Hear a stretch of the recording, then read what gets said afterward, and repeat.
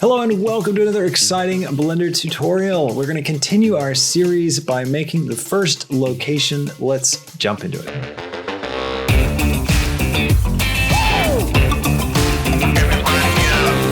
Okay, so the plan is to make this sci-fi hallway. It's going to be the first location of our film. So tonight we're going to be making a sci-fi hallway. One of the classic Blender tutorials. I'm sure you've seen at least one already. There's quite a few out there. Man, they're fun. So we're going to do a sci-fi hallway. We've got our first scene, which takes place in this sort of Star Wars-y Star Destroyer kind of hallway. We've got these little Star Wars droids marching. Let's talk about something that's really important first. So if you're making a short film, you need to be able to organize your files in a way that's going to make sense. Now, I know that sounds really boring, but you know what? It's really important. So there's a couple things that we're going to be doing. And one of the things that we'll be doing is as we get into actually making shots, we're going to be linking in files because we want to be able to go back and change files, change the original things like the location or sets or characters, and have it update across every shot that's using those scenes and characters. Now, that's possible in Blender. You may not realize it, but it's a really great feature. And it's a great way that you can break things up and work in teams. So we're just going to create the beginning of a brief structure here. So I'm going to create a new folder, and I'm just going to call this short film. We don't have a title for it yet, so we'll have to come up with that. All right, so we're going to need some locations, right? So we can have some environments. Let's just come up with some names. It's not too particular what this is going to look like, but let's go for location.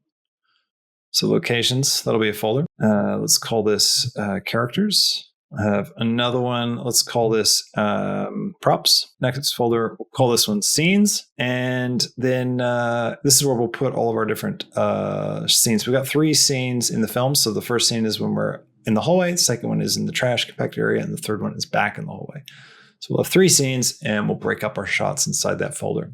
But anyways, this is a really smart thing to do. If you go ahead and just kind of get yourself set up with some clear labels, clear directories, it's just going to make your life a whole lot easier as you begin to make your film and put everything together. Because you'll be able to find stuff, you can collaborate with other people, just makes life work well. So anyways, we are going to start off in locations, and we're going to create a new location here. And this is going to be our, this will be where we put everything. We're going to stick this, we're going to locations. Hallway. If I had the name of the film, I'd put it first, but I don't. So I'll just call this hallway, maybe underscore location. All right, cool. So we have our hallway location. Now, when it comes to making lots of different files and bringing them all together, we'll need to do special things to kind of make linking work well, but we'll talk about that later. I won't worry about that just now. So I'm going to go Shift A, and I'm going to make a cylinder. And right here in the Add Cylinder button, I'm going to bring this up, and I'm going to drop down my vertexes to maybe... So I'm looking at this as the hallway, right? So just having a look at how many I want to do. I want to have like a flat base for the floor. I think this will be good. We'll go with this. So 7 sides, I think could be nice. Unless we want to do 9. No, let's go 7. And I'm going to rotate this on the X 90 degrees. So R for rotate, X, and then 90. We'll bring that right down. We'll go into edit mode by hitting tab. I'm going to grab face mode, and I'll select this face and hit delete. And I'll come over here and select this face and hit delete. And I'll just hit A and scale these guys right up. And then we're going to scale this on the Y, bring it in, and then I will grab this on the Z and bring it up so that it's just sitting there on the, right there on the ground. I'm going to extend it out a little bit. So going to edit mode at SY to scale it. Why? I'm going to go into edge mode. Now grab this edge, and this edge right here. And actually maybe not the top edge. I'll just take those edges. I'll hit E to extrude, G to grab, and X to lock it on the X-axis. I'll just drag it out like that. It's going to create this little alcove. This will be one of the alcoves where we have the trash chute from the film. Hit E to extrude again, G and Y to lock it on the Y. And I'll just bring it out. I just want to think about how wide I want one of these. I'm going to E and G and X and bring it forward. Actually, I might not do that. I'll get rid of those edges. I'll get rid of the vertices. Sorry, get rid of all that. And what I'll do is I'll do a loop cut right through the middle there. And then I'll go ahead and grab these vertexes and hit X to delete. That way, actually, no, I'm not going to do that. So I'm just thinking in my head about how I'm going to mirror this thing right now, right? And I just did that because I thought, all right, I'll just array it and have it like kind of repeat over and over again from right there. But then I was thinking, actually, I might want to put some detail in this section that would be easier if it was all one piece as opposed to like me just working with half and trying to imagine what the other half is going to look like. So I think I will keep it without that loop cut down the middle. And what I can do is I can just make sure this edge right here which is going to repeat with this one, lines up with it. So if I hit, let's see, how would I do that? If I E to extrude, and then G and X and grab it out, I can turn on snapping and go to vertex snapping. I can hit G and X and just clock that right there. And now they're in the exact same spot. So now when this repeats, it's going to all line up. So I'll show you what I mean. If I go to the modifier, array modifier on the Zs, you see how it lines up perfectly? I could just do a whole bunch of these. The other thing we could do is we can do a loop cut right down the middle. So we can go to edit mode, loop cut, block that, and then go into vertex mode. And then let's select these guys, hit X to delete. And then we can go to edit mode and then grab a mirror modifier right there. And then we'll mirror this. So now you can see we can do this mirror and then this array. And this will go on forever. You know, we've got our sci-fi hallway. It's kind of how it's going to work. Okay, so I'm going to go ahead and just link in this robot so that we can have it as a reference for our scale in the scene. So in order to link in something, you go File, Link, and then we can locate it. So I don't want to go the hallway. Got them in characters, and I'll talk more about this in a bit. But then you want to go to collection. So you see when I actually double-click the droid file, it actually takes me to a file directory. And inside this Blender file is all these different files. And we want to grab the collection. We can grab anything. These are all the different things you can bring into your file. Now I'm going to grab the one, and I've labeled it with this little arrow just to make it really clear which one's the right one. Because sometimes you get a lot of collections inside something when you're building things. And if you want to just simplify it so it's easy to find what it is you want, just notate it. So I notated it like that. So I'm going to link this in. And now you can see our droid is in the scene. There he is. Now, what's cool about this is if I go back and make any changes in my original source file, it's going to update here automatically. Now, one thing you'll notice is that it's got this kind of funny look to it. And if I open it up, there's nothing that I can grab. I can't select anything. I can't go into pose mode. It's just this like one object all by itself. And that's part of what linking does. When you first bring it in, it kind of just brings in this one big chunk of data that keeps all together, and it references the original source file. Now, if you want to actually change stuff about it, you can, thankfully. Used to it, you weren't able to in older versions of Blender, but now in Blender, we can. If you go to Object, you can go down to Relations and click on Make Library Override. When you click that, you get this extra option, which is really kind of silly because it's easy to click away from it, but click it again, and bam, suddenly now it's all here. And you've got it in your file, and you've got everything you need. You can go into pose mode, and you get this extra little symbol, which is this like link with an arrow through it. And that shows that it's a linked file that has a library override. And library overrides basically mean you're overriding information from that original source file. So it comes in, and it's at scale 111, right? And let's say I grab my rig, and I scale it up. These things are going to turn teal, right? And they've got the new value in it. It's basically saying, all right, we've created a library override. That's what the teal color represents. So that override is overriding the original information, which the scale was 1, 1, and 1, and then we're overriding it to be 1.4. Anyways, you can right click and you can remove overrides or single overrides. But if you just remove the overrides, it'll go back to its source. Really helpful. There's a lot of other things about linking files and stuff we'll cover, but for now, this is all we need because we just need it as a reference for our scene. Okay, so let's figure out how big these guys should be in conjunction to the world. I'm going to scale up our world a little bit, I think. So I want them to be fairly small in the space. That should be pretty good. And I think I'm going to go ahead and stick that array modifier in here just as a visual reference for us. Go 0 and 1. And I'll increase the count up to something high like that. Now, if you're part of Patreon and you're on the second tier this month, I'll put this droid character in there as a separate file along with the hallway. So you guys will get both of these project files if you're on the second tier and up. So plug for that. Also, if you want to get this droid guy, I do sell him on Gumroad and on Blender Market. So if you just want the droid, you don't want to go through the tutorials to build him, you can find it there. Just skip ahead. All right, so let's go back into edit mode. Let's start fleshing this out. I'm going to grab these. Let's see. Now I just want to take. Let's turn on. Let's get an extra. Let's do an add-on. We go up to preferences, and then type in. What is it called? Is it F2? Yeah, Mesh F2. That's the one.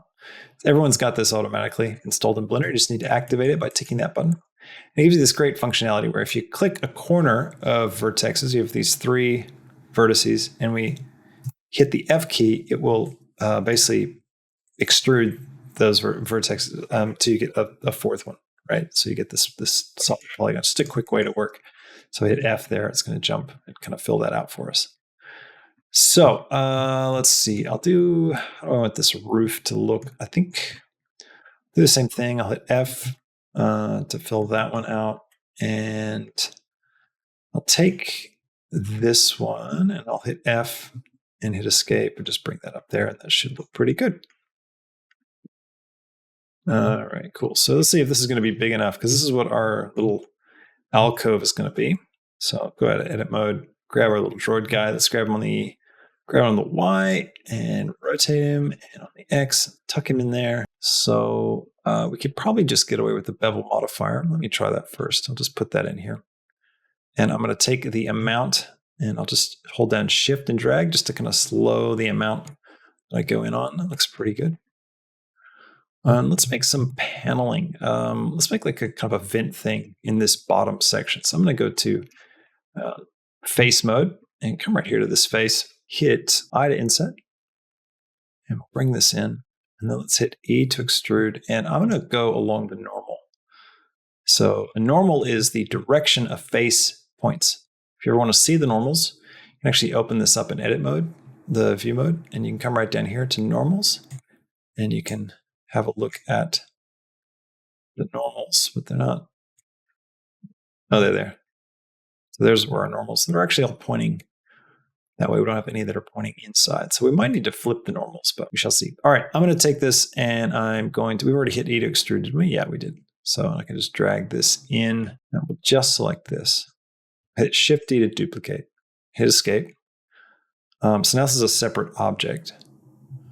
Then what we'll do is we'll do Control R to loop cut, and we'll roll our mouse a bunch of times, like so. Hit escape. We'll switch back to local. I'm going to Control B to bevel, with all those guys still selected. And then I'm going to hit E to extrude, and I'm going to grab that handle, turn off snapping. With Shift Tab is the hotkey, turn off snapping. And I'll just drag this across until it intersects. I might switch this to normal, see what I get. Go down a little bit. Let's do something interesting with this top bit. I'll hit I to inset, I'll bring it in. I'll hit E to extrude. I'll grab it up a little bit. I might do the same with this one. I to inset, bring it in a bit, E to extrude, and grab it up. Let's subdivide this once, twice. How many times? Let's do 5 times. 5 times. And I'll just grab a couple of faces and I'll hit E to extrude. And I'll grab them out like that. It should look pretty cool. Let's make one of these have like kind of a circle thing. So I'm going to hit I to inset again. If I go F3 subdivide, right? And then F3 to sphere, which is a great little, to sphere. There it is. Now, if I drag my mouse, it's going to try and make a sphere out of those guys, which means it'll kind of make a circle out of that shape. So now what I can do is I can grab those faces. Actually, I can just hit delete faces, and I'll get this nice ring of edges. I'll just shift select those guys, and I hit E to extrude and grab them down. And then I can grid fill this. So F3 grid fill, and that will fill that top for us. All right, let's come here and let's grab these guys. Let's do something similar for this, I think. So I to inset, I'm going to bring it in a little bit, and then let's F3 subdivide, and let's go up to something like 5. Maybe we'll do a bit more, 7 on this one. And we'll just select a couple of cool patterns, E to extrude, and pump it out like that. I might hit I to inset all these guys, like so, E, and then take them in. Is that cool or is that too much? I can't decide. No, I reckon that's all right. But I do feel like we should grab this outer section and hit E to extrude and push it in. And then maybe one more vent. Maybe this one could be a vent up here, just like we did before. So let's take this side, Shift D to duplicate, Control R, Control B to bevel, drag just a little bit just to get those great pieces, and then E to extrude. And let's grab this and bring it out. And then I'll hit L to select connected, select similar. So these are all connected pieces. See if I drag them around, they're all one unit. So L will select the link. So it selects everything that's linked to it. So if you have in the edit mode, you've got different objects in that edit mode, you can hit L while having one of those selected, or even just have your mouse over it and hit L. It'll select all the bright faces or vertices that are connected to that one that you're over when you hit L. So that's what's going on. So I'll drag this up. Let's make a little like, so if we just bring them down. That's kind of cool. I like the way that extends that bottom section. It's funny how, look at this. Okay, this to me looks like Star Wars, right? But this right here, this looks like Alien. I like that. I'm going to keep that because I like how these are poking through. They make it look like sort of like bolts. It's a really nice detail. It makes me want to see more these guys. So I'm going to switch to transparent view. Alt-A to deselect everything. Actually, I'll hit L to select linked, right? Oops. There we go. And then what I'll do is I'll switch to vertex mode and I'll hit B to box select, or even better, I'll hit C, which is brush selection. And I'll just hold down shift and select all these guys. And now it's just got those selected. Then I can hit escape to exit brush selection mode. Remember that if you're ever in brush selection mode with C, you can't like click anywhere or do anything anywhere else until you hit escape. So that can be a bit frustrating if you don't know what's going on. So let's grab this and let's push these guys out. I'll get out of X-ray mode so I can see. Let's push these guys out so they just pop through there a little bit. And that should give us a little bit extra detail. Very cool. All right, let's think about these panel things here on this side. Maybe we could do something cool here. Let's hit I to inset, bring this in. And I want to do this. I could loop cut a couple of times. We could make some kind of, let's do that because it'll be a little bit different. Then I'll grab maybe these alternating ones, hit E to extrude, and then grab them in like that. How does that look? That looks pretty cool. I'm curious. Let's grab these faces and let's switch to individual origins and then scale Y. Individual origins will scale all of those guys based on their own individual origin, not like the median point of all of them. Like if we had it on median point, they would all go closer together, right? But by setting it to that, they just kind of scale around their local face. That's nice. I kind of like that look. Could do something similar with these. Let's hit I to inset, bring them in. E to extrude, and let's pull them in like that, and then maybe do some alternating, like scale Y on these guys.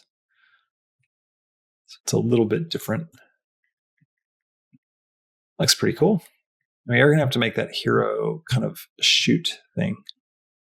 So we need a little red light and some kind of trapdoor system.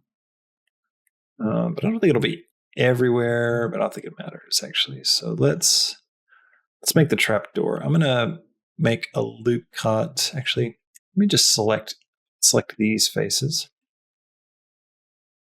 Like so. And I will hit X to delete those faces. And then I'm gonna select this edge, this edge, this edge, this edge, this edge, all these, and I'll hit F to fill. And then I to inset. I'll come in just a little bit, and then E, grab it down a little bit like this, and then I'm going to control R. It's going to let me, nope. So that means I need to do, well, I guess I could control R there and control R there, and then just delete this face. And then what we can do is we can grab this edge loop. I mean, I guess I don't really need to worry about it because, yeah, I don't need to worry about it. Switch this to global and I'll just go down like this. I'm actually just going to create the garbage chute itself because we'll need to see, like in the shot, right? We got this shot that kind of, we'll need to see him drop down. So we need to have this come down a little bit, and then we'll just create a separate object for the doors. So what we're going to do is hold down Alt and click that edge loop. It'll select all those edges. And now you can see our cursor, or the widget thing is right in the center of all of them, right? So now what I can do is hit Shift S, cursor to selected. And now if I go to edit mode, I can go Shift A to create a new mesh cube, and it'll be right there, right where we want it.